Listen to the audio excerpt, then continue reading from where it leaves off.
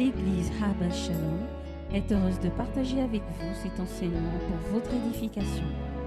Nous vous souhaitons une bonne écoute. Alléluia.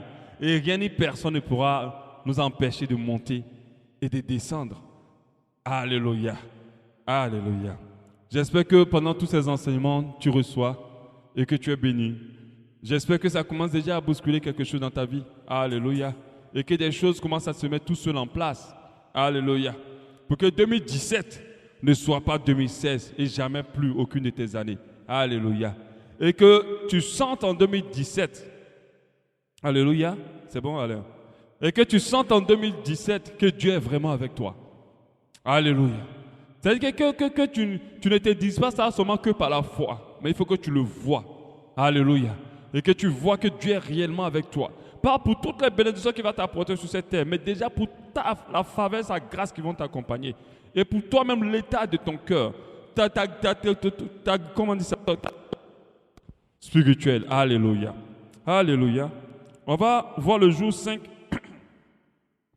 Je bénis Dieu qui nous a fait la grâce de pouvoir enregistrer tous ces sons. Après, on va pouvoir les faire en CD pour que d'autres puissent les réécouter. On va pouvoir le mettre sur Internet pour que d'autres puissent les réécouter. Et on va pouvoir permettre à ce que plusieurs puissent les écouter. Parce que le but de ces enseignements, c'est que des chaînes soient brisées, des liens soient déliés, et que des vies soient restaurées, et que la vie éclore dans différentes vies. Alléluia. Amen. Dans le jour 5, c'est le bilan de ma destinée. Alléluia. Dis avec moi le bilan de ma destinée. C'est bon? Vous avez tous vos carnets et tout et tout. Alléluia. Le verset de base d'aujourd'hui, c'est Proverbe 16, 4. L'Éternel a tout fait pour un but, même le méchant pour le jour du malheur. Alléluia. Donc, pourquoi ce verset? Pour nous faire comprendre qu'on n'est pas dans ce monde-là au hasard. Ok? On n'existe pas dans ce monde comme ça. Parce que Dieu est éternel et puis tu es tombé dans le monde. Non. On n'est pas dans ce monde-là au hasard. On est dans ce monde-là pour un but. Dieu nous a créés pour un but. Il nous a créés pour quelque chose. Et beaucoup de personnes ne cherchent pas à le savoir. Donc du coup, ils subissent la vie. Ils subissent le monde. Et ils ne vivent pas pour ce pourquoi Dieu les a créés. Et une chose qui est sûre, quand une chose n'est pas utilisée, une vérité est sûre plutôt, quand une chose n'est pas utilisée pour son but, il peut avoir problème. Il peut avoir problème. Quand une chose n'a pas l'usage qu'elle doit avoir, il peut avoir un problème. Et c'est la même chose pour nous les hommes. Si on n'a pas l'usage pour laquelle Dieu nous a créés, si on n'est pas dans l'usage pour laquelle Dieu nous a créés, il aura un problème. C'est pour ça que beaucoup de personnes ont des problèmes. Pourquoi? Parce qu'ils ne sont pas dans l'usage pour laquelle Dieu les a créés. Dieu ne s'est pas sur une sueur et puis tu es tombé dans le monde. Non. Avant que tu viennes, il a pensé à toi. Il a réfléchi à toi. Il a calculé ce qu'il va faire avec toi. Il a réfléchi. Des fois, je m'amuse à dire aux gens, même la forme que tu as, la couleur que tu as, toutes tes caractéristiques physiques ont été pensées pour ce que tu vas faire dans ce monde. Amen. On te pensé pour ce que tu vas faire dans ce monde. C'est pour ça que tu dois t'accepter par rapport au message d'hier, tel que tu es. Parce que tel que tu es, c'est la forme ou le corps de ta gloire. Alléluia. On a vu des gens devenir célèbres parce qu'ils étaient juste infimes. On a vu d'autres célèbres parce qu'ils étaient aveugles. Amen. Donc il faut que tu t'acceptes. C'est le corps de ta destinée.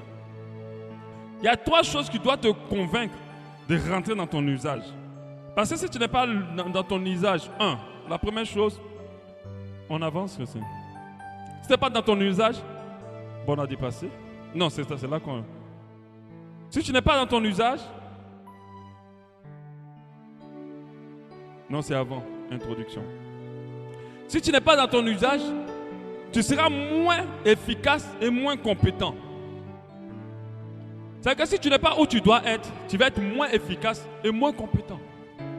Quand on prend une cuillère et que tu veux la utiliser pour pouvoir creuser un trou, ou même pour pouvoir racler un champ, pour ceux qui ont déjà fait le village, en combien de temps tu vas finir le travail là? Ça va être dur, non? Tu prends une cuillère, mais est-ce que la cuillère est là, est utilisée pour racler un sol, pour arranger un champ? tu vas souffrir si tu t'en vas dans ce sens-là en train de prendre une cuillère pour racler. Pourquoi? Parce que ce n'est pas l'usage d'une cuillère d'aller racler un sol. Donc si tu n'es pas dans ton usage, tu vas être moins efficace. Du coup, on va dire à la cuillère, non mais depuis le travail que tu devais faire en un jour, tu es en train de le faire en 1000 jours. Non, parce qu'elle n'est pas dans sa place. Une autre raison pour que tu sois à ta place, c'est que les complications et les difficultés, même les problèmes, la destruction, vont s'attacher à quelqu'un qui n'est pas à sa place. Parce que la cuillère, si on le prend pour... C'est-à-dire que si tu utilises quelque chose qui n'est pas pour un usage, cette chose-là, elle ne sera pas adaptée. Donc du coup, elle va s'abîmer. Elle va s'abîmer. Donc il faut comprendre que si tu prends la cuillère pour creuser le sol, à un moment, elle va se casser parce que le sol, ce n'est pas pour elle. Elle prend la nourriture légère, les choses... Après un moment, elle va s'abîmer. Donc c'est que tu as des soucis, tu as des difficultés parce que tu n'es pas dans ton usage. Tu n'es pas où tu dois être utilisé par Dieu. Parce que on est tous censés être utilisés par Dieu. Chacun ne s'appartient à lui-même. On appartient tous à Dieu. Donc du coup, il aura beaucoup de difficultés parce que tu n'es juste pas où tu dois être. Le troisième point, si tu n'es pas dans ton usage, tu risques de te faire rejeter. Parce que si tu prends, par exemple, un caniche, pour dire que tu te vas chasser les gibiers, tu auras un problème. Pour ceux qui aiment les chiens. Tu prends un caniche, tu dis, tu vas dans la forêt, je vais chercher les gibiers. Qu'est-ce qui va se passer? Tu auras un problème. Le gibier, là, dès qu'il fait le pied, il a écrasé ton caniche. Tu vas dire, faux chien, mauvais chien, tu ne me sers à rien. Hein? Et tu vas le jeter en se disant qu'il est inutile, il ne sert à rien. Mais sache que si tu n'es pas dans ton usage, tu vas être inutile à Dieu. Et si tu es inutile à Dieu, c'est grave. Parce que la Bible nous dit clairement. On va voir ça à plusieurs. Tu risques d'être inutile et tu risques d'être jeté à la poubelle. Dieu s'attend à ce qu'on soit tous utiles. Alléluia. Alléluia. Il y a quelqu'un qui rentre, il faut la faire rentrer. Il faut guetter. Donc tu seras du coup inutile. Regardez devant. Tu seras du coup inutile. Si tu n'es pas dans l'usage dans lequel tu es, donc la personne va se dire, c'est inutile. Moi, je vais creuser le trou là. Et puis la cuillère là, depuis là, ça me ralentit. Ça c'est quoi ça là? Après, je jette. Ok? Je veux manger, mais les papiers là, est-ce qu'on mange? Vous comprenez? Donc, le papier n'est pas fait à usage pour manger. Ok? C'est pas de la nourriture. Donc, qu'est-ce qu'on va faire? On va jeter. C'est pas ça qui nous intéresse. Maintenant, on veut manger. Donc, pour te faire comprendre que il est important pour toi de rentrer dans ta destinée, c'est-à-dire de rentrer dans le programme de Dieu pour ta vie, le plan de Dieu pour ta vie. Si tu ne rentres pas dans ce programme-là, tu auras des difficultés. Beaucoup ne rentrent pas dans ce programme parce qu'ils sont conduits par maman, par le gain de l'argent, par l'orgueil de la vie. C'est-à-dire qu'ils existent pour eux-mêmes déjà. Ils ont plein d'ambitions personnelles. Du coup, ils se battent plus, ils s'investissent plus dans ce qui va leur permettre d'avoir l'argent et d'avoir l'orgueil de la vie. Pendant qu'ils ne savent pas qu'ils ont été créés pour un but. Ils ne savent pas que Dieu ne les a pas créés au hasard. C'est pour ça que beaucoup seront devant le Seigneur et vont dire, voilà tout ce que j'ai fait. Dieu va dire, non, je n'étais pas créé pour ça. Dehors, serviteur inutile, dans le feu. Donc fais très attention. Tu ne peux pas chercher à te réaliser et puis chercher à servir Dieu. Impossible. Si tu sers Dieu, tu vas forcément te réaliser. Mais c'est ce que d'autres ne comprennent pas. Ils veulent en même temps servir Dieu. Et puis ils disent, mais moi je ne peux pas rester comme ça. Il faut que je me batte, il faut que je construise ma main, il faut que je fasse ça. En même temps, tu es en train d'être tiraillé. Et puis sache que la chair est plus forte. Je te dis ça. La chair a plus de force sur nos vies. On a parlé par rapport au corps. Quand j'ai enseigné sur le corps, faites très attention. La chair, ce n'est pas un petit ennemi. Le diable même n'a pas autant de force que notre chair sur nos vies. Le diable même peut te laisser, mais toi-même, la chair va te détruire. Seul. Avec ses envies, avec ses exigences. Donc faites très attention. Il ne faut pas mélanger Dieu avec qui que ce soit dans les ambitions de ta vie. Tes ambitions doivent s'orienter vers Dieu et uniquement Dieu. Si tu fais les choses de Dieu, Dieu fera forcément pour toi. Mais ce que d'autres n'ont pas compris, ils veulent en même temps suivre Dieu, en même temps ils veulent se réaliser. Et du coup ils sont perdus. Eux, deux fois ils s'éloignent. L'orgueil de la vie. La Bible dit en 1 Jean 2,16, Car tout ce qui est dans le monde, la convoitise de la chair, la convoitise des yeux et l'orgueil de la vie, ne vient point du Père, mais vient du monde. Et le monde passe et sa convoitise aussi. C'est pour te faire comprendre que tu n'as même pas à perdre ton temps à lutter pour quelque chose qui passe. Mais celui qui fait la volonté de Dieu demeure éternellement.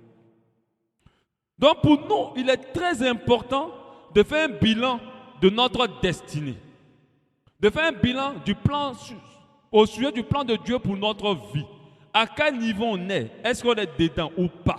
Est-ce qu'on est en dehors? Est-ce qu'on le fait bien? Est-ce qu'on est en retard ou en avance? Parce que si c'est en avance, c'est mauvais. Amen. Donc tout ça, là, il faut se poser la question. Il faut se poser la question. C'est parce que des personnes, même païennes, même pas chrétiennes, ont accompli le programme de Dieu pour leur vie. Qu'aujourd'hui on a l'avion, aujourd'hui on a le papier, on a la Bible, on a le salut. Parce que Jésus a accompli son plan. Dieu ne l'a pas fait naître au travers de Marie dans le vide. Il a fait naître au travers de Marie parce qu'il devait mourir à la croix de Golgotha pour nous sauver. Et il a accompli ça. Grâce à certains qui ont accompli leur plan, on a les brosses à dents, on a même le papier hygiénique. On banalise ça, mais c'est quelqu'un qui a réfléchi à ça. Mais l'avantage, c'est que l'Europe, ils ont une bonne culture. Ce sont des personnes qui ont cette mentalité-là de foncer vers ce qui brûle dans leur cœur. Et on éduque les enfants dans cet esprit. Mais en Afrique, on veut juste que l'enfant ait un bureau et qu'il ait l'argent à la fin du mois. Donc du coup, beaucoup ne réalisent pas. Beaucoup de choses meurent. Beaucoup de programmes meurent. Tu vas voir l'Européen, il n'a même pas Jésus. Mais il a à cœur de s'occuper par exemple des fous ou bien des SDF. Il va le faire. Aujourd'hui, le resto du cœur, je ne pense pas que ce gars-là est chrétien, je ne crois pas. Mais ce qu'il fait, il n'est pas chrétien. Oui, je sais, mais il n'est pas chrétien. Mais ce qu'il a accompli, c'est le plan de Dieu pour sa vie. Même s'il n'est pas sauvé après, il a accompli le plan de Dieu pour sa vie. Dieu l'a créé pour que ceux qui n'ont pas mangé en France puissent l'avoir. Et je ne sais même pas si c'est qu'en France, je crois que c'est au même au-delà. Quand il est né, je crois qu'il a fait la comédie pendant longtemps, il a été acteur, tout ça. Mais il n'est pas né pour chercher un bureau ou de l'argent pour manger. Il a dit, qu'est-ce qui brûle dans mon cœur? C'est ce que je vais faire. Si les gens n'avaient pas couru vers ce qui brûle dans leur cœur, tu n'auras pas de chaise, tu n'auras même pas le tissu que tu as. Tu seras seulement accroché dans les feuilles, dans les arbres avec quelques feuilles, tu t'habillais, tu as mangé ta banane un jour puis c'est fini. Mais c'est parce que quelqu'un a dit, je vais courir vers ce qui brûle. C'est pour ça qu'on doit redresser les mentalités des gens, pour qu'ils comprennent qu'on ne court pas vers un bureau, on ne court pas vers l'argent, on court vers ce pourquoi Dieu nous a créés. Amen. J'espère que tu me suis. Donc 3 raisons pour te pousser à faire le bilan de ce plan-là, de ta destinée, et surtout y demeurer. Ton épanouissement véritable, la raison 1. Ton épanouissement véritable et ta richesse se trouve dans l'accomplissement de ta destinée. Tu ne peux pas être riche ailleurs. Tu ne peux pas prospérer ailleurs. Et quand je parle d'épanouissement véritable, je parle de ce que Dieu a prévu pour toi. Peut-être tu peux te battre dans un chemin, tu vas avoir des choses. Mais faire attention. Seules les bénédictions de l'Éternel, ce sont celles-là qui enrichissent. La bénédiction de l'Éternel, et elle se suit d'aucun chagrin. Tu peux avoir aujourd'hui, puis demain tu vas perdre. Aujourd'hui, avec le Gabon, on voit réellement. Tous ceux qui étaient riches avant sont pauvres. Nous, on est un prestataire d'entreprise. Bien dit, même 50 000 comme ça. Les clients qui avaient l'argent pour payer nos 50 000 là, on a oublié de les harceler jusqu'à fatiguer. Ils n'ont plus l'argent. Mais c'est parce que les richesses qu'ils ont acquises, ce ne sont pas des richesses qui viennent de Dieu. Parce que quand Dieu te bénit, même qu'il y ait la sécheresse, toi tu auras toujours une oasis pour boire. Amen. Parce que quand il te donne, personne ne peut t'arracher. Quand il ouvre, personne ne peut fermer. Quand il ferme, personne ne peut ouvrir. Amen. Donc ta richesse et ton épanouissement est dans le plan de Dieu pour ta vie. Donc tu as tout intérêt à savoir à quel niveau je suis par rapport à ma destinée. La raison 2, l'accomplissement de ta destinée est profitable pour un grand nombre de personnes. C'est-à-dire que si tu ne fais pas ce pourquoi Dieu t'a créé, il y a des gens qui ne vont pas avoir accès à quelque chose. Et à cause de ça, quand tu vas te présenter devant le Seigneur, c'est grave. Amen. Si tu n'accomplis pas ce pourquoi Dieu t'a appelé, il y a des gens qui n'ont pas accès à quelque chose. Si moi, je n'avais pas commencé mon ministère, il y a des vies qui seront pareilles. Il y a des vies qui ne changeront pas. Si je n'avais pas créé l'entreprise, il y a des services qui n'auront pas été. Et beaucoup de choses ne se seront pas. Si je n'avais pas commencé mon ministère pour le mariage, il y a des mariages qui ne seront pas restaurés. Avec Itonda, après 3 ans, beaucoup se sont mariés au travers d'Itonda. Ça ne s'est pas passé. Vous comprenez? Donc, à cause de ça, quand tu vas être devant Dieu, Dieu va dire non. Je peux te pardonner de n'avoir pas été travaillé, mais je ne peux pas te pardonner pour toutes ces personnes que tu as privées de ce que j'ai mis en toi. Dieu ne t'a pas créé vide. Il a investi quelque chose en toi et il veut récupérer son investissement. Je n'ai pas dit qu'il t'oblige, mais il veut que toi-même tu ailles. Parce que si tu rentres dedans, toute ta richesse, toute ta bénédiction, tout ton épanouissement est là-bas.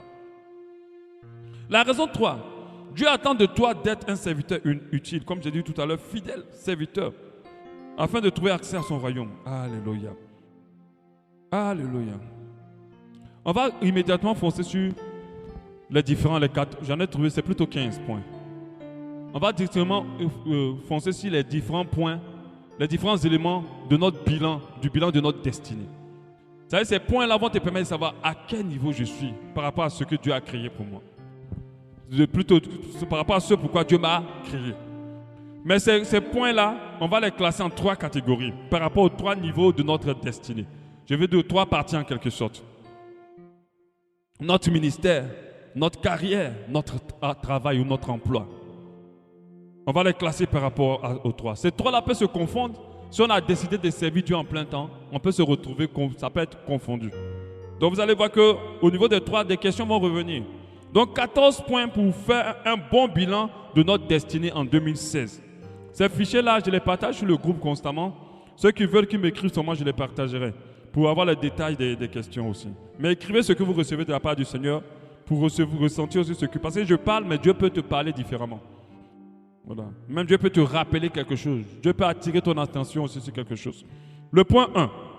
On va essayer de faire vite comme il y en a 15. Le point 1, le domaine 1 plutôt, c'est le premier domaine, c'est le domaine professionnel. Je préfère commencer par lui. Le domaine professionnel, on part au point 1 à la suite. Le point 1, si tu es encore chômeur, comment tu peux faire ton bilan professionnel? Donc, si tu n'as pas encore de travail, je vais te donner les points auxquels tu vas réfléchir pour ton bilan. Donc, si tu es encore chômeur, tu dois faire le point sur les raisons de ta situation de chômeur. Tu dois te poser la question, pourquoi n'ai-je pas d'emploi? Donc, qu'est-ce qui fait que tu n'as pas de travail actuellement? Donc, ça doit te permettre de te poser la question, pourquoi je n'ai pas d'emploi? Surtout, une pensée que je ne veux pas que tu aies pour donner comme raison. Le pays est dur, il n'y a pas de travail et tout ça. Ça, c'est une mauvaise pensée. Donc, si c'était ta réponse, il faut l'effacer d'abord. Cherche une autre raison. Pourquoi je n'ai pas d'emploi?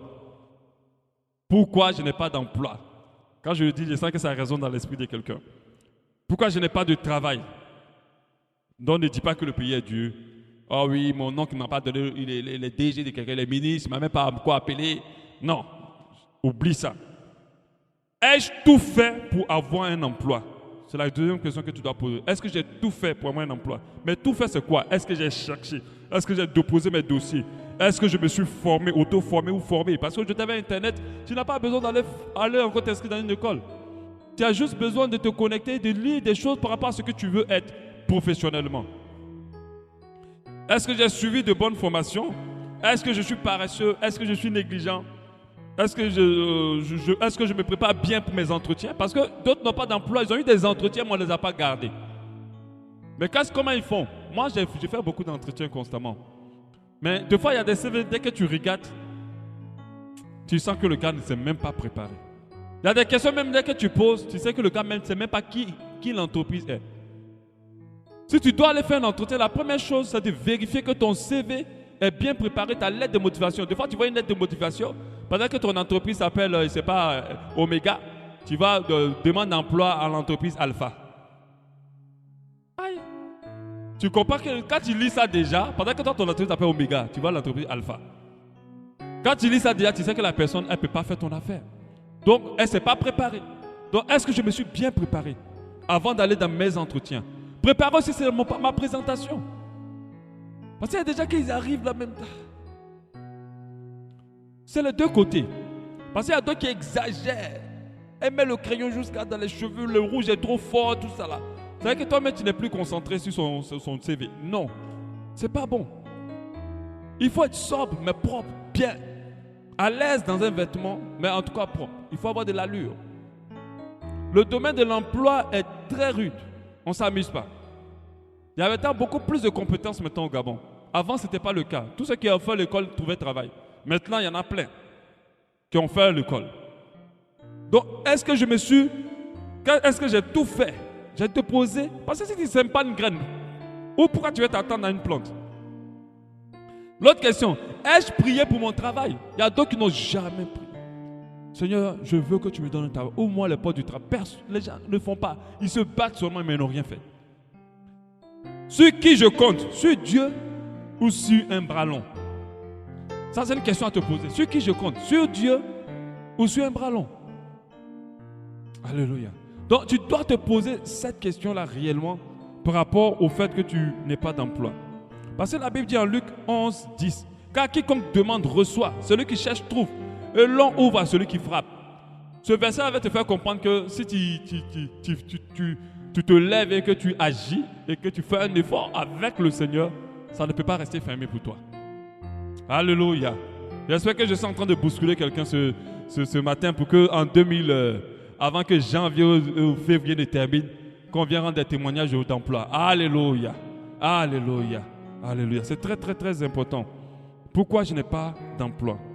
Parce qu'un autre élément aussi qu'on peut mettre dans cette question, suis-je assez ambitieux? Parce qu'il y a des personnes qui ont un esprit de contentement, pas au bon niveau. Alléluia. Parce que l'esprit de contentement peut être bon lorsque tu apprends à rendre grâce à Dieu pour toutes choses. Mais par rapport au travail, non. S'ils ont déjà eu leur loyer ou ils ont mangé, c'est fini. Ils n'en veulent pas plus. Pourquoi Dieu va te donner un travail si toi, c'est juste payer un loyer puis manger? Ils n'ont pas une ambition ils n'ont pas des ambitions plus élevées. Parce que soit ils habitent dans une maison qui ne paye pas, soit ils sont dans des conditions où ils n'ont pas besoin de faire des forces. Il n'y a pas le feu en fait dans leur dos. Et ils se reposent sur leur laurier pendant qu'ils ont plus de capacités. Donc du coup, quand c'est comme ça, Dieu ne peut pas t'ouvrir les portes du travail. Mais soit ils continuent, non, qui veulent leur donner un salaire ou bien de l'argent chaque fin du mois, ou payer les... En tout cas, ils peuvent compter sur des gens. Donc, pourquoi je n'ai pas d'emploi? Il faut bien veiller à cela. Toujours au niveau du chômeur, point 2. À celui qui n'a pas de travail, je veux dire, pas le chômeur, ça fait un peu péjoratif. À celui qui n'a pas de travail. Le point sur mon esprit d'entrepreneuriat. Est-ce que je suis appelé à entreprendre? C'est le temps que je n'ai pas trouvé de travail, en attendant mon travail. Comment puis-je gagner de l'argent sans pouvoir être embauché forcément? Est-ce que je suis appelé à entreprendre, à être mon propre patron? Y a-t-il quelque chose que je puisse faire pour gagner ma vie? Quand je te pose cette question-là, je n'ai pas dit d'aller détourner le mari de quelqu'un, ou bien d'aller escroquer qui que ce soit, ou bien d'aller voler, ou bien d'aller mentir. Ce n'est pas ce que je t'ai dit. Il faut effacer ça. Je n'ai pas des efforts nobles qui sortent de toi-même. Qu'est-ce que je peux faire moi-même? Qu'est-ce que je sais faire? Parce qu'on a toujours quelque chose qu'on sait faire, qui peut nous rapporter de l'argent, en attendant le travail. Mais ici, j'ai compris qu'il y a des métiers qui ont des exclusivités. Ne vendent que les galettes, les étrangères. Aucune Gabonaise va vendre des galettes. Jamais elle va même oser s'y orienter. C'est que les Maliens, les Burkinabés, mais le problème c'est que c'est avec eux que vous-même vous partez prendre toujours crédit. Allez-y seulement dans un Western Union, vous aurez mal à la tête de voir les sacs et l'argent qu'il faut partir au pays. Ah, en tout cas, moi je suis là pour ramasser votre argent. Je ne suis pas Gabonais, mais on est venu ramasser l'argent du Gabon. Si vous ne le voyez pas, l'argent, nous on voit. Vous n'allez jamais voir une Gabonaise commencer à se mettre. Quand elles ont trop fait, c'est d'aller prendre les habits de Turquie qu'elles donnent à crédit à toutes leurs copines. Et puis elles font faillite le lendemain. C'est tout. Quand tu vois une Gabonaise entreprendre, elle allait prendre les habits à Turquie ou à Dubaï. Et puis après, elle a fait un crédit à tout le monde. Et puis après, elle tombe en faillite. Les gens, il n'y a pas les boutiques, aucune boutique gabonaise. Peut-être qu'il y en a, peut-être en Zanyon, mais ici en tout cas, il n'y en a pas. Aucune boutique gabonaise. Aucune. Parce que non, on n'a pas l'esprit d'entrepreneuriat. On nous a formatés pour aller nous asseoir dans un bureau. Donc du coup, on ne fait aucun effort. Je n'ai pas dit que tu n'es pas allé dans le bureau, mais pendant que tu es en train d'entendre, qu'est-ce que tu peux faire? Les ménagers, je vous dis, ça c'est encore pire. Nous, maintenant que tu viens, tu dis que tu es gabonaise, on dit pardon, retourne. Parce que quand elles rentrent, elles ne connaissent pas la valeur du travail. Arrivé un moment, elles ont l'impression que c'est leur maison maintenant. Elles ne connaissent pas la valeur du travail en fait. Elles n'ont pas un esprit en fait d'attraper les choses avec un sérieux pour que les choses puissent produire des trucs dans leur vie. Vous savez, une chose que j'ai appris à le Seigneur, celui qui n'est pas fidèle en peu de choses, Dieu ne peut pas lui confier de plus grandes. Peut-être que ton élévation commence à être une ménagère. Mais pendant ce temps, maman doit te donner 1000 francs. Elle doit tu peux faire nounou. J'ai une famille que non, je viens garder vos enfants. Mais c'est 50 000, c'est 60 000, 70 000. Chaque fin du mois. Mais c'est beaucoup. C'est pour ça que nous à l'église là, c'est fini en 2017. Il n'y a plus de transport à qui que ce soit. Oubliez-moi sur ça. Parce que si tu n'es pas infime ou tu n'es pas malade, alors tu peux faire quelque chose. C'est vous qui devez nous bénir, c'est nous qui vous bénissons. Mais ce n'est pas bien. Ça ne peut pas vous propulser. Donc si tu avais prévu me voir à la fin de culte, il faut oublier ça. 2017, là, je vais serrer les choses. C'est-à-dire que tous les mauvais trucs vont sortir. En tout cas, si tu penses que tu es venu ici pour être transformé, arrivé à un moment, tu ne pourras pas supporter. Je vous dis ça. On va partir à un autre niveau. Parce que j'ai un niveau de rigueur là qu'on n'a pas eu ces 2 années-là. Moi, je vais aller loin. Est-ce que tu vas aller loin avec moi? Alors, il faut être prêt. Quand je vais commencer à serrer, il ne faut pas pleurer. Il ne faut pas être orgueilleux. Il ne faut pas être frustré. Parce qu'il faut que je serre pour enlever le mauvais. Et puis que le bon reste. Donc, pendant ce temps, qu'est-ce que je peux faire? La Bible dit en Deutéronome 28, 8, l'Éternel ordonnera la bénédiction d'être avec toi dans tes greniers, dans toutes tes entreprises. Dieu a déjà ordonné, mais toi tu n'entreprends pas. Il dit, j'ordonne que la bénédiction soit avec toi dans tes greniers, dans tes entreprises. Il te bénira dans le pays que l'Éternel, ton Dieu, te donne. Mais pendant ce temps, tu fais quoi? Même si tu fais les études, tu peux entreprendre. Dès que tu disposes ton esprit à cela, Dieu va te révéler quoi faire. Et tu sauras quoi faire. Même à l'école, tu peux entreprendre. Tu peux faire des choses. Réfléchis à ça, ne bloque pas ton esprit. 3e point, on va aller un peu vite. Le point sur mes stages et mes emplois passés. Ouais. Parce qu'on n'est pas chômeur parce qu'on n'a jamais travaillé. Des fois, on est chômeur parce qu'on nous a renvoyés. Ok? Des fois, on nous a renvoyés. Ou bien on a arrêté notre contrat. On a travaillé, mais on a arrêté notre contrat. L'entreprise n'a pas voulu reconduire nos contrats. Donc, je pense qu'un point s'impose. Et la question, c'est, ai-je été à la hauteur? Il faut te poser la question. Pourquoi n'ai-je pas été gardé, embauché ou retenu? Est-ce des choses à revoir? Tu dois te poser la question de savoir pourquoi je n'ai pas été gardé. Oh, peut-être que l'entreprise est en faillite. Ça, c'est une autre raison. Mais par rapport à toi, c'est la question que tu dois la poser par rapport à toi. Si c'est l'entreprise qui est en faillite, c'est une autre chose. Mais si c'est par rapport à toi, tu dois pouvoir déceler ce qui n'a pas marché. Et tu dois pouvoir t'aligner en fonction de cela. Il y a un point que je n'ai pas ajouté, que le Seigneur me parle, par rapport aux élèves. Les élèves doivent faire un point de leur année scolaire. Parce que je les mets toujours dans le cadre des chômeurs, mais ils sont des élèves. Ils n'ont pas d'emploi, ils ne travaillent pas, mais ce sont des élèves. L'élève doit se poser la question, est-ce que mon année a été bien? Quels ont été mes manquements? Pourquoi ça n'a pas été bien? Quelles sont mes ambitions scolaires? Parce qu'il y a d'autres qui vont pour juste avoir la moyenne. J'ai dit, vous avez des mauvaises ambitions. Si vous partez pour juste avoir les moyennes, vous ne pouvez pas aller loin. Allez pour être les meilleurs de vos classes. Et vous allez pouvoir être un peu plus loin. Est-ce que je suis assez organisé?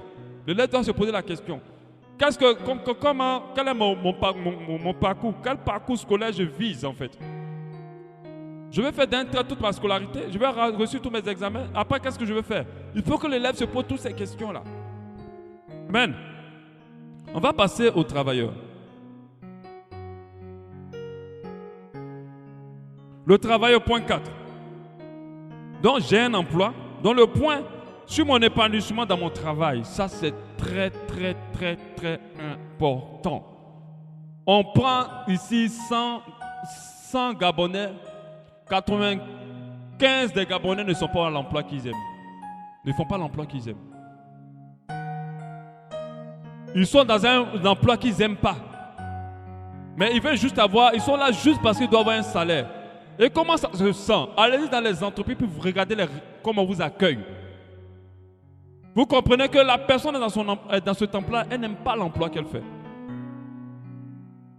Il est très important pour toi de comprendre que la vie, elle est courte. On ne perd pas son temps dans un endroit qui ne nous épanouit pas. Si on n'est pas épanoui quelque part, on ne peut pas être efficace non plus. Dans mon travail, le point sur mon épanouissement dans mon travail, suis-je épanoui dans ce que je fais? Est-ce que j'aime ce que je fais? Mon salaire me convient-il? Parce que d'autres sont là, ils rognent, ils ruminent, ils font tout. Parce qu'ils trouvent qu'ils travaillent trop pour ce qu'on leur paye. Mais ils ne sont pas prêts à être renvoyés. Ils ne sont pas prêts non plus à quitter le travail. Mais pourquoi tu restes là? Si dans ton esprit ça ne te convient pas, à cause des différentes peurs. Ah, si je quitte, qui va me donner le travail? Comment je fais pour payer mon loyer? Et tu es en train de griller toute ta destinée. Tu es en train de ronger toute ta destinée. Tu vas arriver à un point où tu n'as rien fait de ce pourquoi Dieu t'a créé. Est-ce que j'apprends? Parce qu'un métier est censé te permettre à évoluer. Mais tu es là souvent pour taper les mêmes chiffres tous les jours. Tous les jours, tu tapes le même chiffre pendant que tu as un bac plus 6. Arrivé un moment, tu dois comprendre que ton métier doit t'apprendre, doit te permettre de progresser. Quand tu sors de là, tu dois atteindre un autre niveau. Je vous précise que c'est seulement dans la mort qu'il n'y a pas d'évolution. Ce qui est mort n'évolue plus. Et si tu es dans un endroit qui ne te permet pas d'évoluer, cet endroit est mort pour toi. Il n'y a pas la vie et tu dois quitter. Qu'est-ce qui me pousse à rester dans cet emploi? Il faut faire les pour, il faut faire les contre. Pour ceux qui travaillent. 1 Corinthiens 10, 31. Soit que vous mangez, soit que vous buvez, soit que vous fassiez quelque chose d'autre, faites de tout pour la gloire de Dieu. Très, très, très, très important. Tu dois jauger ton emploi. Est-ce que ça me convient? Est-ce que c'est ce qu'il me faut? Tu dois jauger ça. Le travailleur, j'ai un emploi. Le point sur mes objectifs, mes projets, mes épargnes. Ai-je atteint mes objectifs professionnels? En 2016 jusqu'à présent, est-ce que j'ai atteint? Déjà, pour les atteindre, il faut déjà y penser dès le début de l'année. Professionnellement parlant, on doit se dire en début d'année, j'aimerais réaliser telle chose par rapport à ma carrière professionnelle. Ai-je pu épargner ou réaliser des projets prévus pour 2016? Est-ce que le travail que j'ai fait, ça a été juste de l'argent pour bouffer tout? Ou bien j'ai pu réaliser des choses importantes, mais c'était juste pour payer le loyer et la nourriture toute l'année? Ou bien est-ce que j'ai pu réaliser des choses avec l'argent que j'ai eu? Il faut se poser la question. Sinon, quels ont été les manquements? Quels ont été les manquements? Quels ont été les manquements? Quels ont été les obstacles? Proverbe 16, 1. Les projets que forme le cœur de l'homme, le cœur dépend de l'homme plutôt, mais la réponse que dans la bouche vient de l'Éternel. Pour comprendre que nous devons programmer des projets et que nous devons nous atteler à pouvoir les accomplir. Le point 6, travailleur. Le point sur mes compétences, mes aptitudes, mes motivations, ma fiabilité. C'est très important dans le domaine professionnel. Suis-je meilleur dans ce que je fais? Si tu ne te poses pas la question, tu vas toujours être médiocre. Et un jour, tu vas être surpris de perdre ton travail. Dieu n'est pas pour ceux qui ne font pas bien ce qu'il les a confiés. Me suis-je amélioré? Est-ce que dans mon travail, est-ce que j'ai évolué dans mon travail? Suis-je assez rigoureux? La rigueur, c'est une denrée rare en Afrique. Vraiment un point. Ce n'est pas pour dénigrer l'Afrique, bon, pas l'Afrique, au Gabon particulièrement. La rigueur. Ce n'est pas pour dénigrer cette nation, mais c'est un constat réel. Je ne dis rien moi-même, mais c'est un constat. Les gens ne sont pas rigoureux. La rigueur vient d'abord du respect des heures, de la présence, de l'assiduité. La rigueur vient de l'organisation, de la concentration. Ok, de la réaction par rapport aux clients, par rapport aux différentes choses. Tu vas voir, tu mets quelqu'un pour rester dans ta boutique. Après, la personne commence à faire des bêtises dans la boutique. Elle n'est pas rigoureuse. Elle commence à recevoir les clients bizarrement. Tu confies un travail, ce n'est pas fait. La rigueur, c'est une denrée rare. Mais si tu n'es pas rigoureux, ne s'étonne pas que Dieu ne puisse pas maintenir ton boulot. Et ne puisse pas en plus te lever pour 2017. Alléluia. Parce que tant que tu n'as pas atteint le niveau pour lequel Dieu t'a mis dans un boulot, je vous dis, à chaque fois que Dieu te donne un emploi, il ne compte pas te laisser dans cet emploi. Il compte juste que tu as acquis un niveau pour te lever un peu plus haut. Il compte juste à ce que tu accomplisses quelque chose pour t'amener dans une autre dimension. Dieu n'est pas stable. Non, je ne parle pas stable. Dieu ne reste pas à un point. Il est très stable, mon Dieu. Il ne reste pas à un point. Il bouge, il est en mouvement. Et ses enfants sont en mouvement avec lui. Quand il t'envoie dans un emploi, ce n'est pas pour venir t'asseoir, pour croiser tes pieds, pour dire j'attends ma retraite. Non, il t'envoie pour te lever. Mais tu as des challenges à obtenir, tu as des niveaux à atteindre, tu as des rigueurs à intégrer. Et si tu n'intègres pas, tu vas rester là des années. Et tu risques de perdre ton emploi. Suis-je assez organisé? Suis-je assez investi? Suis-je fiable? La fiabilité, c'est lié à la loyauté. C'est quand je fais le boulot là, est-ce que dehors je vais parler de ce que je fais? Je vais exposer les secrets de l'entreprise. Est-ce que je vais dire ce que je vais parler au sujet de mon patron? Est-ce que je vais parler au sujet des autres? Je vais révéler les projets. Est-ce que je prends un projet en cachette pour le régler moi-même dehors? Est-ce que je trafique des factures? Parce que si tu fais de la magouille, tu n'es pas loyal. Et tu n'es pas honnête. Suis-je encore motivé? Il y a des gens qui vont au travail, mais ils n'aiment plus leur travail. Je dirais, mais ils n'aiment pas leur travail. Aller au boulot, c'est une corvée pour eux, c'est une obligation. Ce n'est pas un épanouissement, ce n'est pas une joie. Quand tu es à ce stade-là, il y a un problème. Tu dois t'asseoir pour faire un point et avoir une orientation. Suis-je assez concentré? Ça, je l'ai déjà dit.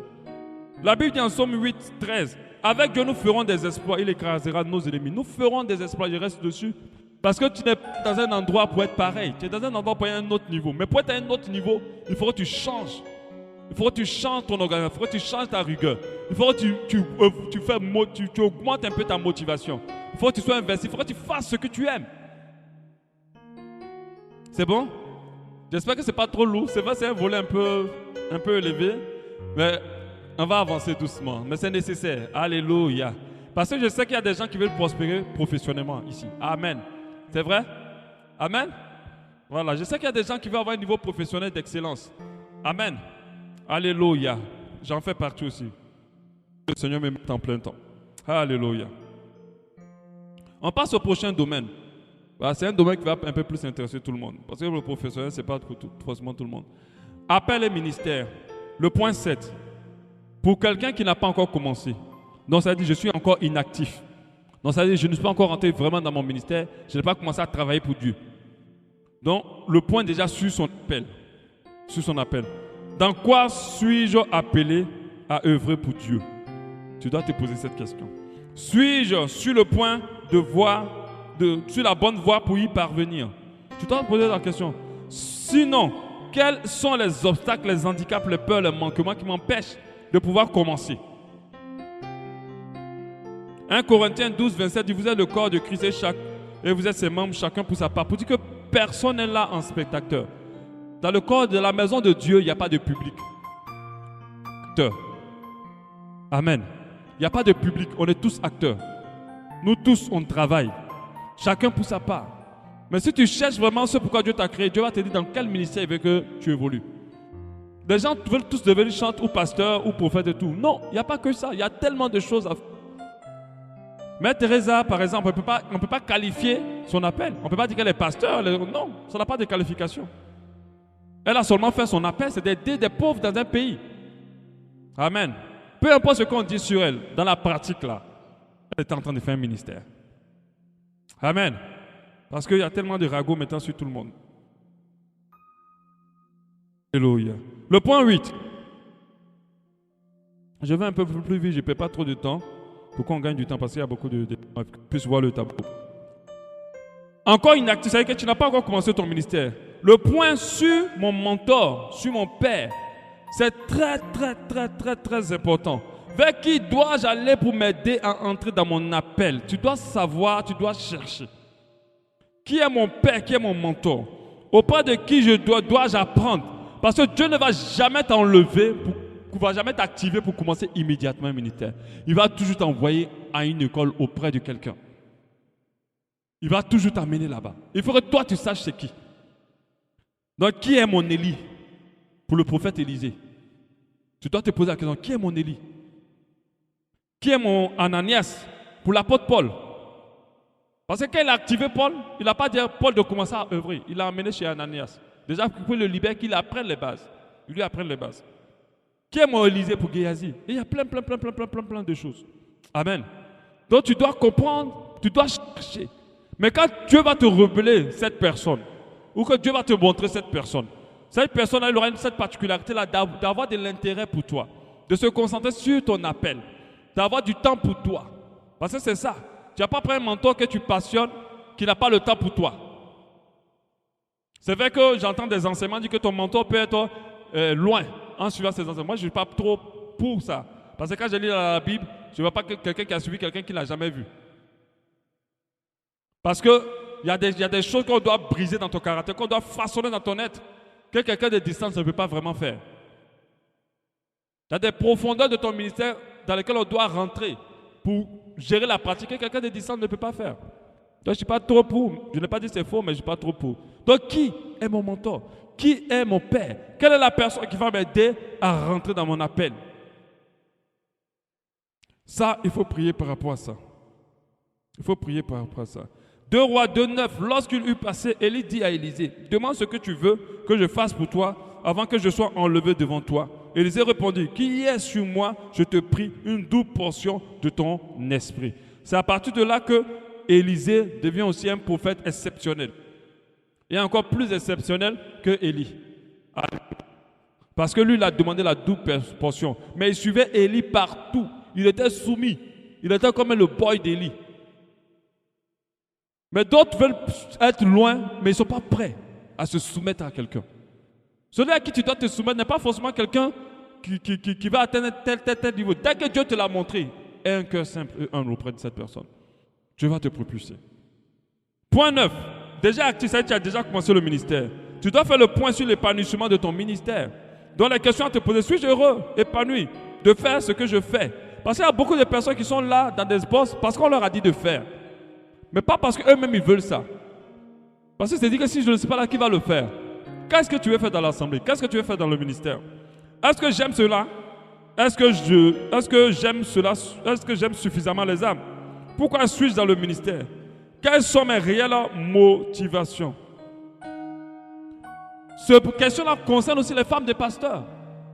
Parce qu'il y a des femmes de pasteurs qui ont été embarquées dans les œuvres sans même être consultées, qui se sont sentis obligés. Ce n'est pas le cas pour ma femme, mais c'est le cas pour beaucoup. Parce que moi, j'ai pris le temps de discuter, de prendre le temps avec elle, d'expliquer tout, jusqu'à ce qu'elle-même soit d'accord. Mais la femme est là, le pasteur devient le pasteur, boum. La femme est là, boum. Maman pasteur, on l'appelle maman pasteur, elle ne comprend rien. Donc, elle va regarder qu'est-ce que les mamans pasteurs font. Elle commence à faire, mais elle n'est pas épanouie. Elle n'aime pas ça. Et beaucoup de ministères sont comme ça. Elle n'aime pas ça. Elle a peur de résister parce qu'elle a peur de perdre son mari. Elle doit se poser cette question.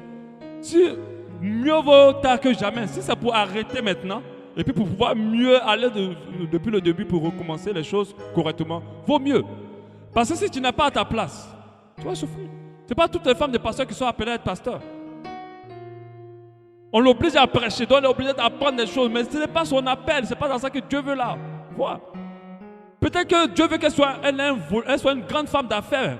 Elle évolue, elle excelle dans le professionnel.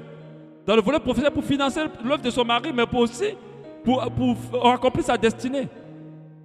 Amen. D'autres serviteurs de Dieu vont me dire non, c'est impossible qu'une femme de pasteur ne soit pas pasteur aussi. Je dis ça, moi je ne suis pas convaincu de ça. Il faut que Dieu aussi lui montre le. C'est vrai, elle accompagne son mari dans la vision. Mais elle n'est pas obligée de servir Dieu aussi comme son mari le fait. Elle n'est pas obligée. Si ce n'est pas son appel, si ce n'est pas ça à quoi Dieu l'appelle, elle n'est pas obligée. Donc elle doit se poser la question, est-ce que j'aime ce que je fais? Il doit se poser la question, est-ce que j'aime? Moi je suis ici là parce que j'aime ce que je fais. Moi je suis quelqu'un, il n'y a pas midi 14, si quelque chose ne me plaît pas, ça ne me plaît pas, je ne fais plus. Un point trait. Amen. Quand j'écris mes livres, j'aime écrire. Je n'écris pas parce que ça, c'est sur mon dos. Oh, si tu n'écris pas, oh, tu vas partir en enfer. Dieu va dire tes serviteurs inutiles. Non, j'aime ce que je fais. Et gloire à Dieu parce qu'il y a l'utile et l'agréable. Quand tu aimes ce que tu fais, ce que tu aimes, et en même temps, Dieu te bénit, en même temps, Dieu bénit les gens. Amen. Mais il faut d'abord trouver ce que tu dois faire. Parce que tu aimeras forcément ce que Dieu veut que tu fasses. La Bible dit en Psaume 102, Psaume 100 au verset 2, « Servez l'Éternel avec joie. Venez avec allégresse en sa présence. » Donc l'amour que nous avons pour l'œuvre que nous faisons va nous permettre d'être épanouis, ça va nous permettre d'être efficaces, ça va nous permettre d'investir, de s'investir encore plus. Point 10. Déjà dans le ministère, le point sur l'avancement de mon ministère. Ai-je progressé? Ou bien, ai-je une progression, une évolution, une croissance dans mon ministère? Tu dois sentir que d'année en année, tu évolues. Parce qu'il y a des gens qui sont pareils, qui font les mêmes choses toutes les années, et des fois même qui régressent un peu, et ils sont toujours investis. Ils ne s'arrêtent pas un moment pour faire un bilan. Je vous rappelle qu'on est là pour faire un bilan de notre année avant de foncer maintenant sur d'autres choses. Ai-je assez d'autorité? C'est important. On a besoin d'autorité pour le ministère. Je ne parle pas de cette autorité qui écrase les autres. L'autorité vient de l'assurance et de la confiance que tu as en toi et en ce que Dieu a mis en toi. Parce que si tu n'as pas ça, tu ne vas pas pouvoir changer. Jésus avait besoin de prendre autorité pour enseigner. On a besoin de prendre autorité pour enseigner. On a besoin de prendre autorité pour mener les gens dans le Seigneur. Si tu ne prends pas autorité, les gens vont te façonner. Et des fois, il y a des assemblées, c'est l'assemblée mais qui a façonné le pasteur. Donc maintenant, elle est arrivée à un stade maintenant où tout le monde peut dire ce qu'il veut. Parce que le pasteur n'a pas d'autorité. Les gens ont de divers caractères. Nous qui sommes des pasteurs, si on n'a pas de caractère, on ne peut pas. Les gens ont tout type de caractère. Il y a des gens doux, simples. Quand tu dis, quand tu éternues, ils sont là. Mais il y a d'autres, même si tu prends le haut, tu cries, ils ne viennent pas. Mais tout ça, tu dois les gérer. Et si tu n'as pas d'autorité, ton ministère ne peut pas avancer. Parce que c'est l'autorité qui fait changer l'autre. Mais bien sûr, une autorité associée avec l'amour et la compassion. Une autorité à la méchanceté pour écraser les autres et pour les mettre sur ton pied. Non, je ne parle pas de ça. Il y a d'autres qui tuent l'autorité, mettant le pasteur assis sur un trône, des fois avec des bords dorés, et puis toute l'assemblée a ses petits soins. Je ne parle pas de cette autorité-là. Ça, c'est de la mauvaise autorité. Et je te dis, ne fréquente jamais ce genre d'assemblée. Ce n'est pas pour les juger. On n'a pas dit qu'on est meilleur. Je insiste dessus. Mais ces personnes ne donnent pas la gloire à Dieu. Il est très important que la gloire revienne seulement qu'à Dieu, seul. Même quand quelqu'un prie pour toi que tu es libéré, il n'a rien fait. C'est Dieu qui t'a libéré. Tu ne lui dois rien. Tu dois tout à Dieu. Et ça, il faut le comprendre. Parce que les âmes, des fois, se sentent obligées de remercier les hommes de Dieu. Parce qu'ils ont fait telle chose. Tu n'es pas obligé. Ta reconnaissance doit monter vers le Seigneur. Alléluia. Donc, il faut faire le point. Est-ce assez d'autorité? Sinon, pourquoi mon ministère n'a pas évolué? Pourquoi il n'a pas progressé? Quels sont les obstacles, les raisons? Qu'est-ce que je puisse faire pour m'améliorer? La Bible dit en 1 Corinthiens 3,6, j'ai planté, Apollos a arrosé, mais Dieu a fait croître. En sorte que ce n'est pas celui qui a planté, celui qui plante ou celui qui arrose, qui a quelque chose, ni celui qui arrose, mais Dieu qui fait croître. Ça dit, ça doit croître. Mais est-ce que tu as correctement planté? Est-ce que tu as correctement arrosé? Donc tu dois te poser la question, fais un bilan sur le fait que tu as planté et arrosé. Est-ce que tu as fait ça comme il faut? Parce que si tu plantes la graine d'une mauvaise manière, tu risques d'avoir un problème. Si tu la traites de la manière aussi, tu risques d'avoir un problème. Donc il faut que tu rassures. Le point 11 de ministère, c'est que tu as commencé déjà l'œuvre de Dieu. Le point sur les objectifs fixés. En chaque début d'année, par rapport à ton appel, par rapport à ton ministère, il faut que tu te fixes des objectifs. Tu dois pouvoir faire le point sur ces objectifs-là. Ai-je atteint mes objectifs concernant mon ministère? Sinon, quels ont été les obstacles et les manquements et les blocages? La Bible dit en Proverbe 15, 22, les projets échouent, faute d'une assemblée qui délibère. Mais ils réussissent quand il y a de nombreux conseillers. Donc ça peut être ça, ça peut être ton problème. Point sur tes objectifs fixés en année. Le point 12, déjà actif dans le ministère. Le point sur ma connexion avec Dieu. Alléluia. Ai-je au moins fait 2 retraites spirituelles dans la présence de Dieu? Parce qu'il est important qu'un homme de Dieu, à un moment donné de son exercice, puisse se retirer. Moi, je l'ai fait plus ou moins en voyageant. Vous avez vu, 2016, j'ai voyagé. J'étais allé à un programme spécial pour les hommes de Dieu. Et ce programme m'a permis de me retrouver avec mon Dieu. C'est très, très, très, très important. Tu ne peux pas rester pam, dans l'œuvre sans prendre un moment de te retirer. Et aller chercher la face de Dieu. Aller comprendre est-ce que ce que tu as fait jusqu'à présent c'est bon pour continuer, avoir les orientations. Alléluia. Très important. Ai-je été assez proche de mon employeur, non de Dieu, de l'Éternel des armées? Est-ce que je me suis connecté assez à lui? Ai-je été assez sensible à la voix de Dieu? C'est très important. Ai-je assez cherché Dieu dans sa parole? Parce que beaucoup de personnes font plein de choses, mais ils ne cherchent pas Dieu dans sa parole. Dans la méditation de la Bible, la lecture des livres chrétiens, des articles chrétiens, des études. C'est quelqu'un qui a soif, qui ne veut pas seulement déverser ce que lui pense, mais qui veut déverser ce que Dieu pense et qui cherche Dieu. Donc, on a l'histoire de Marthe et de Marie. Marthe était en train de s'activer quand Jésus est venu dans la maison. Elle était en train de courir. Oh, où est le cotis à griller? Où est l'assiette? Où est de l'eau? Oh, le Seigneur est là. Elle était en train de crier. Et puis Marie ne s'occupait même pas. Elle est seulement venue s'asseoir auprès de Jésus, en train de lui poser des questions, en train de passer du temps avec lui. Et Marthe s'est plaint. Elle dit, mais Seigneur, comment tu peux laisser Marie faire ça pendant que toi tu es là et puis il y a beaucoup de travail? Et Jésus a dit, Marthe, tu t'agites pour rien. Ce que moi je veux là, ce n'est pas que tu cours partout et que tu vas me construire des temples. Ce que je veux, c'est que tu viennes dans ma présence. Que tu saches constamment venir dans ma présence. Donc le serviteur de Dieu, celui qui a commencé le ministère, ou la personne qui a commencé l'œuvre avec le Seigneur, doit se poser la question, est-ce passé assez de temps? Suis-je assez connecté à Dieu? Le point 13, déjà dans le ministère, le point sur mes habitudes, mes valeurs, mes investissements, ma rigueur, ma motivation. Ai-je assez de motivation et investi dans ce que je fais pour Dieu? Suis-je assez rigoureux, organisé, ordonné? C'est très important. Vous savez, on n'arrive pas à percer un trou lorsqu'on tape une fois, et puis on va attendre 5 ans, on vient encore taper 2 fois. Après on va attendre 1000 ans, on vient encore taper 10 fois. Tu vas percer le trou là. À quel moment on arrive à percer un trou? C'est lorsqu'on tape régulièrement, lorsqu'on est rigoureux sur la fréquence et sur la régularité, lorsqu'on est régulier. Les gens ne voient pas les choses changer dans leur vie parce qu'ils ne sont pas réguliers, ils ne sont pas rigoureux. Il y a des choses importantes qu'ils savent qu'ils sont importantes dans leur vie, mais ils ne les prennent pas avec rigueur. On fait comme ça, quand on veut, selon son humeur, on ne s'impose rien.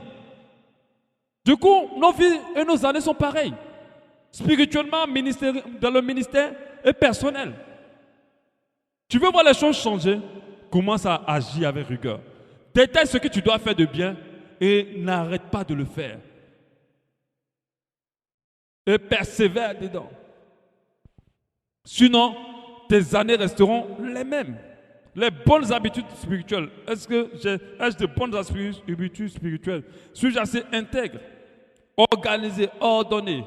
Intègre. L'intégrité, c'est quelqu'un qui agit avec justice, selon la parole de Dieu. Ça, c'est quelqu'un qui ne va pas faire quelque chose d'autre pendant qu'il sait qu'il a fait ça. L'intégrité aussi va jusqu'au niveau de la parole. Si tu as dit quelque chose, si tu as fait une promesse, il faut l'accomplir. Il faut le faire. Parce que les gens sont libres dans leur esprit. Donc du coup, les vies ne changent pas, rien n'évolue. Et les choses progressent pareil, d'année en année. Il faut être rigoureux. Vraiment, si je dois sortir une chose que je veux vous laisser en sortant de ce moment d'aujourd'hui-là, c'est la rigueur et l'investissement dans ce qu'on fait. C'est-à-dire, prends les choses que Dieu nous confie avec sérieux. Alléluia. Alléluia. Proverbe 11:5, la justice de l'homme intègre planifie sa voie. C'est-à-dire le fait que tu sois juste, le fait que tu sois correct, tes voies se dessinent naturellement. Et elles se dessinent bien. Mais le méchant tombe dans sa méchanceté. On passe au dernier domaine. On a déjà fini. Au dernier domaine, le domaine de ma carrière. Au point 14. Donc, c'est deux points. C'est le point sur ma carrière professionnelle et le point sur mon ministère. Ma carrière ministérielle, si on peut dire ça comme ça. Donc, c'est quoi? Espères-tu être demain professionnellement? C'est-à-dire, aujourd'hui, je suis là. Comme je vous le dis et je vous ai dit plusieurs fois, si tu ne vises pas quelque chose, tu ne peux pas l'atteindre. Ça, c'est une réalité. Si demain, tu ne te dis pas, je vais être telle chose, il ne faut même pas espérer l'être. Est-ce que vous comprenez? Où tu es actuellement, tu dois dire, professionnellement parlant, à quel niveau je veux être. Tu sais, quand tu connais où tu vas, tu choisis tes voies. On est d'accord? Parce que si tu ne sais pas que tu pars à Ovendo, tu vas prendre des mauvaises voies. Mais comme tu sais que tu vas au 22, tu sais que tu dois prendre le boulevard tout droit. Amen. Et en cherchant à savoir où le niveau qu'on veut atteindre, on arrive à orienter nos voies. On arrive à orienter nos voies. Quand tu te vois loin, comment te vois-tu? Professionnellement parlant.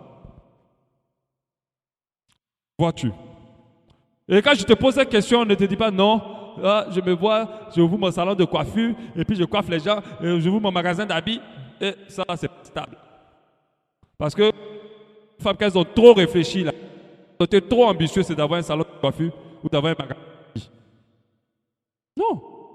Il y a des femmes qui cultivent le café, le cacao, et qui les fait importer dans le monde entier. J'ai vu avec l'émission Réussite, et je vous encourage à regarder ça sur Canal.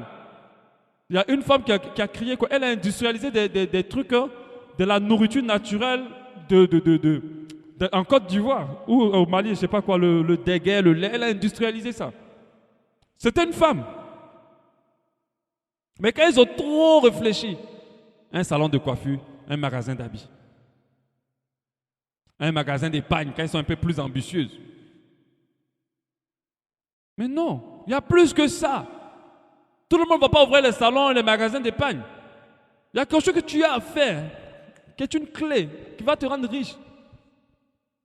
Donc, qu'est-ce que tu veux devenir demain? Il faut déjà que tu y penses. Il ne faut pas subir la vie. Beaucoup subissent la vie.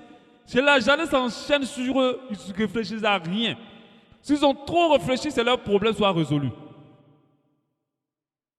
Qu'est-ce que tu veux devenir demain? Quand je dis ça, s'il y a quelqu'un qui pense déjà à ce qu'il veut devenir. Est-ce qu'il y a des avocats ici? Ah, il n'y a pas d'avocat. Ah, hurrah! Toi, tu ne veux pas être avocat. Juge. Ah. Est-ce qu'il y a des chefs d'entreprise internationales ici? Hein? Est-ce qu'il y a des chefs d'entreprise internationales ici? Alléluia. Alléluia. Est-ce qu'il y a des ministres ici? Mais levez la main. Est-ce qu'il y a des ministres? Hein? Le ministre de quoi? Des affaires sociales. Alléluia. Est-ce qu'il y a un président ici? Hey, Papa Philippe. En tout cas. Alléluia. Mon frère. Donc si tu veux être président, il faut déjà commencer à choisir tes voies. Avec tout ce que tu fais aujourd'hui, là, va sortir ça demain dans l'union. Donc il faut commencer à choisir déjà tes voies. Amen. Donc il faut être ambitieux. Si tu ne sais pas où tu vas, tu ne peux pas choisir le bon chemin. Moi, je sais ce que je veux devenir. Ah, ça seulement, je le sais depuis. Homme de Dieu, la passage, ce n'est pas ma limite. Ah, ça, c'est juste un passage. Parce que c'est ma limite. Je ne vous dis pas. Parce que c'est qu'on expose, ça affaiblit. Donc, je ne dis pas, pour pas que après ça s'embrouille, mais je ne suis plus ça. Non. Parce que c'est mon passage. Hein? Parce que ce n'est pas mon final. Ce n'est pas mon terminus. Ce n'est pas mon terminus. Parce que c'est mon passage. Je vais quelque chose, c'est clair dans mon esprit. Alléluia. Et si je dois payer le prix aujourd'hui là, même si je dois être dans la galère aujourd'hui là, je vais être dans la galère pour demain et dans l'abondance. Pourvu que j'atteigne mon but. Amen. De telle sorte que quand on va me faire des propositions, pour moi qui ai un niveau de bac plus 5 et qui a quand même beaucoup d'années professionnelles, je ne vais pas aller m'asseoir dans un bureau en train de taper l'ordinateur. Parce qu'après, il faut payer le loyer. Non, jamais, je ne vais pas tuer. C'est pourquoi Dieu m'a créé. Après, j'aurai tout ça. Après, qu'est-ce que je fais? Quand je vais me présenter devant Dieu, je vais lui dire quoi? Et je ne serai pas épanoui. J'ai essayé de travailler. Et ça ne m'a pas épanoui du tout. Du tout. Je ne suis pas paresseux. Viens travailler avec moi et tu sauras. Je ne suis pas du tout paresseux. Mais ça ne m'a pas épanoui du tout. De m'asseoir dans le bureau de quelqu'un et puis de faire ce qu'il dit. Pas que je suis orgueilleux, mais ça ne m'a pas épanoui. Ça ne m'épanouit pas, ça ne me plaît pas. Ce n'est pas mon truc. Ça peut être le tien. Mais dis-toi que partout où Dieu t'envoie, ce n'est pas pour rester. Dieu est en mouvement. Et ses enfants sont en mouvement avec lui. Donc il y a des choses que tu dois juste apprendre où tu es. Et il y a des niveaux que tu dois atteindre. Et il va t'emmener plus haut. Alléluia. Donc qu'est-ce que tu veux être professionnellement? Il faut déjà mettre dans ton esprit. Il faut mettre dans son esprit. Un avocat, alors mets dans ton esprit. Un ingénieur, un informatique, tu veux travailler chez Google. Maintenant, il ne faut pas voir les petits trucs. Tu veux travailler chez Google, mets dans ton esprit. Bientôt, Google va s'investir en Afrique. Je pense qu'il est déjà dans certains pays d'Afrique. Google peut arriver ici au Gabon. Peut-être que c'est toi qui seras le représentant. Tu veux travailler chez Facebook. Facebook peut arriver au Gabon. Et c'est toi qui seras le représentant. Eux, là-bas, leur salaire, ce n'est pas les miettes. Hein. C'est de gros montants. Eux, leurs avantages, ce n'est pas les miettes. Ils n'ont pas le temps même de se reposer. Tu veux être une femme d'affaires, entre 10 avions tous les jours. Amen. Commence à faire le choix maintenant. Alléluia. J'espère que je suis en train de bousculer quelqu'un ce matin. Hein? Je suis en train de te transmettre quelque chose qui va te permettre de te lever et te dire, ça suffit maintenant. Moi, je veux prendre ma vie en main avec Dieu. Et puis changer le cours des choses. Je refuse de subir mes années, de subir des jours. Je veux que ces jours-là me subissent. Alléluia. Et l'autre, c'est ma carrière ministérielle, au niveau du ministère. Qu'est-ce que je veux devenir demain par rapport à l'appel de Dieu? Comment je me vois dans le ministère demain? Qu'est-ce que je veux faire demain? Tu dois te poser des questions par rapport aux difficultés, aux manquements que tu as actuellement. Matthieu 16, 21. Dès lors, Jésus commença à faire connaître à ses disciples qu'il fallait qu'il allât à Jérusalem, qu'il souffrit beaucoup de la part des anciens, des principaux sacrificateurs et des scribes, et qu'il fut mis à mort et qu'il ressuscita le 3e jour. Jésus est venu directement donner tout son plan. Il savait exactement pourquoi il était là et comment il allait finir et qu'il allait ressusciter. De telle sorte que quand Pierre lui dit allons-y à tel endroit, il dit arrière de moi Satan, parce que ce n'est pas dans mon programme. Parce qu'il savait où il allait. Pierre ne voulait pas qu'il aille où on va le tuer. Or que lui a bien dit qu'on doit me tuer. Parce qu'il l'aimait, il ne voulait pas qu'on le tue. Donc si tu ne sais pas où tu vas, tu ne pourras pas faire les choix de bons choix. Au côté ministère, tu dois. Le ministère n'est pas seulement à l'église, il est en dehors. Il peut être aussi en dehors. Il y a des orphelins. Ton ministère peut être parmi eux. Même le ministère peut s'étendre au niveau même de la nature. Si aujourd'hui on sent que l'air du Gabon n'est pas assez purifié, ou bien il y a le déboisement, ça peut être pour certaines causes. J'étais là, je parlais ça sur Internet, j'ai vu une cause qui est assez banale pour nous les Africains, mais qui a quand même de la valeur pour certaines personnes. Les animaux tués. Mais c'était horrible. Quand tu voyais comment les Chinois les tuaient pour les manger. Des chiots. Mais oui, c'était horrible. Et des gens se battent pour ça. Des chats. J'avais un marché même des chiens dépécés et grillés. Les chiens, c'est quand même des animaux un peu plus proches de nous, tu vois. Ce n'est pas des choses qu'on mange. Mais ils ont dépécé, ils ont été grillés, ils étaient là. Et puis les chiots étaient beaux, les chiots étaient trop beaux. C'est ça que si je monte à quelqu'un ici, la personne va pleurer. Il prend les chiots, il tord le cou, il jette, il tord le cou, il jette. Comme on parle des agneaux, donc plus son bébé la chair est plus tendre. Et après il va dépécer, il va griller et c'est plus coûteux que les chiens. J'avais vu un autre qui m'avait encore plus choqué. Les chiens étaient carrément vivants. On avait attaché les gueules, on avait attaché les pieds. On prenait la main chacun dans un panier. Et tu venais, tu choisissais un. Et puis on le tuait, on te le donne, ça vient, tu pars avec. Et ils étaient tous beaux. Mais il y a quelqu'un qui a dit non, ça suffit. Il se lève, il se bat pour ça. Ce qu'il fait, c'est pas mauvais. Parce que si vous tuez des chiens, vous êtes capable de tuer les hommes pour les manger. Et ils le font déjà. Parce que les chiens, c'est des êtres qu'on donne pour être des animaux de compagnie. Mais aujourd'hui, il y a des gens qui se battent, qui les défendent. Il y a d'autres qui vont juste dans la forêt pour tuer les animaux, pas pour les manger. Soit disant qu'ils font du safari. Mais Dieu nous a donné les animaux pour les manger. Vous comprenez? Il ne nous a pas donné pour les prendre pour nous enrichir en fait. Ou bien les prendre pour notre plaisir. Dieu n'est pas dans le gaspillage. Il y a quelqu'un qui se bat pour ça. Les fourrures. C'est vrai que nos chaussures qui sont là, c'est les peaux de je ne sais pas quoi. Mais on ne peut pas trop parler. Mais il y a quelqu'un qui a eu ce fardeau dans le cœur. Et il s'est levé, il s'est battu.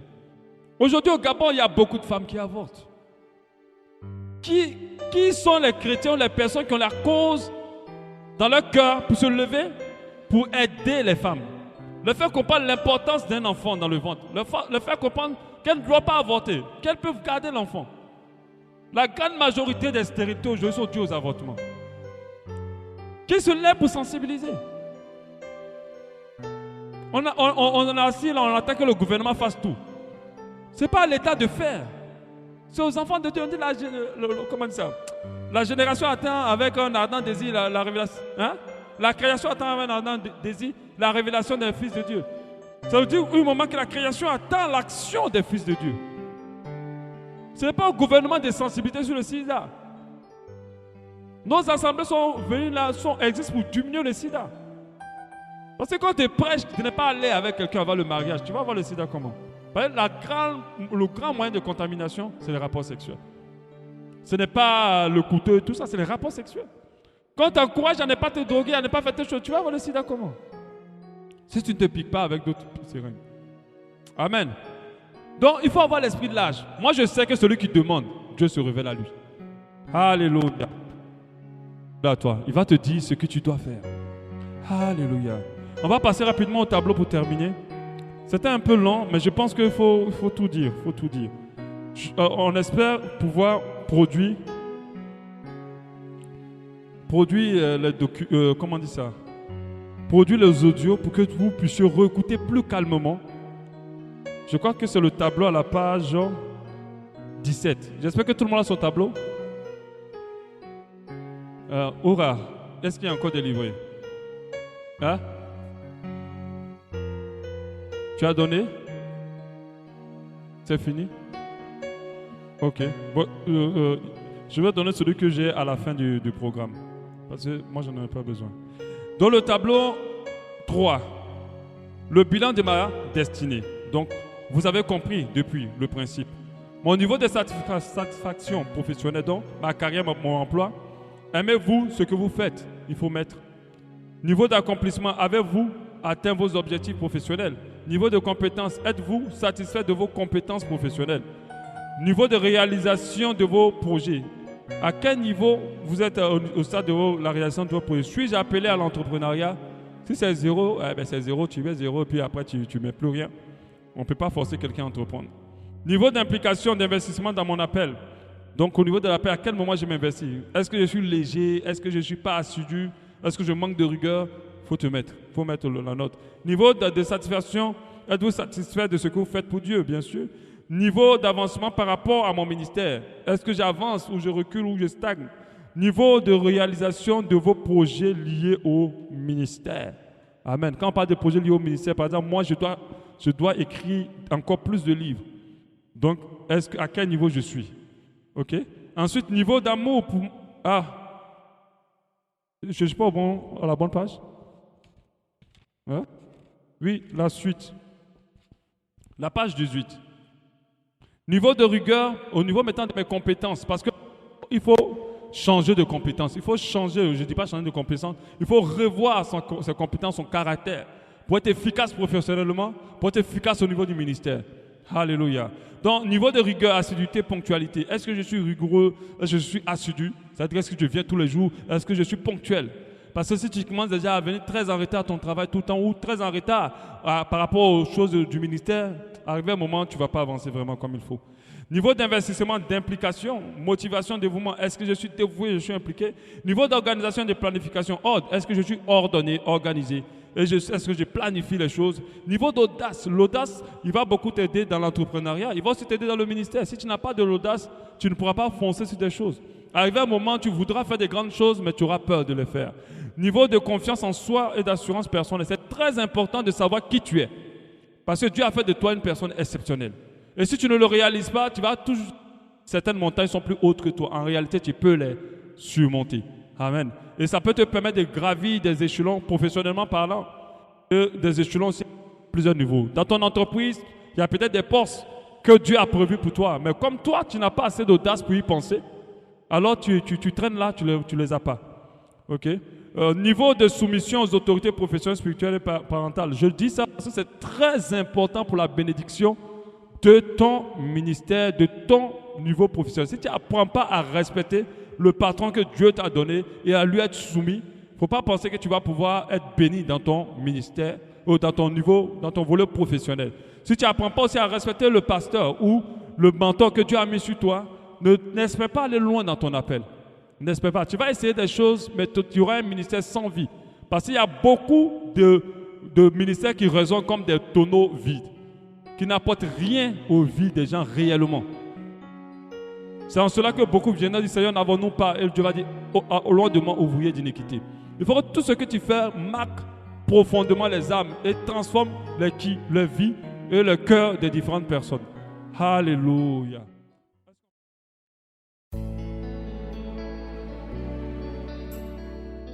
L'Église Abba Shalom remercie le Seigneur pour cet enseignement qui perfectionnera votre foi. Pour plus de renseignements sur notre assemblée, veuillez nous joindre au plus 241 07 93 10 00 ou faites un tour sur notre site internet www.abbashalom.org ou encore visitez notre page Facebook. Abba Shalom, expérimentez l'amour et la paix de Dieu.